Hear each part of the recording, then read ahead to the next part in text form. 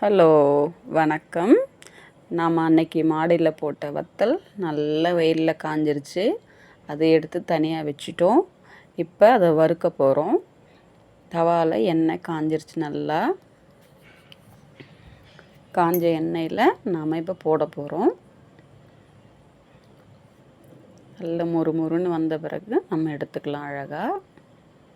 இது தயிர் சாதத்துக்கு, தக்காளி சாதம், சாம்பார் சாதம் எல்லாத்துக்குமே நம்ம தொட்டு சாப்பிட்டுக்கிடலாம். வெயில் டைமில் நம்ம நிறைய போட்டு வச்சோம் அப்படின்னா ஃப்ரெண்ட்ஸுக்கு, ரிலேட்டிவ்ஸ்க்கு தாராளமாக கொடுக்கலாம். பிள்ளைங்க வெளியூரில் இருக்க குழந்தைங்களுக்கு, நம்ம தங்கி தனியாக இருக்கிற பிள்ளைங்களுக்கு தாராளமாக தொட்டுக்க ஸ்நாக்ஸ் மாதிரி சாப்பிட்டுக்கலாம். கடையிலேயே தான் நம்ம பூந்தி, காரசேவு, மிக்சர் வாங்கணுன்றது கிடையாது. அது ஆயில் ஐட்டம் அதிகமாக இருக்கும்.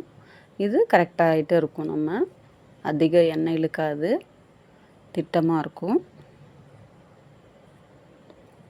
நம்ம மோர் மிளகா போட்டுக்கலாம், கொத்தவரங்காய் வத்தல் போடலாம்.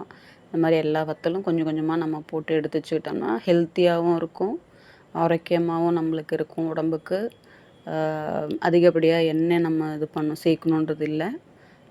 நல்ல உடம்புக்கு நல்ல ஃபுட்டு நம்மளே முடிஞ்ச அளவு ப்ரிப்பேர் பண்ணி சாப்பிட்டுக்கிட்டோம்னா இன்னமும் நல்லாயிருக்கும். தேங்க்யூ.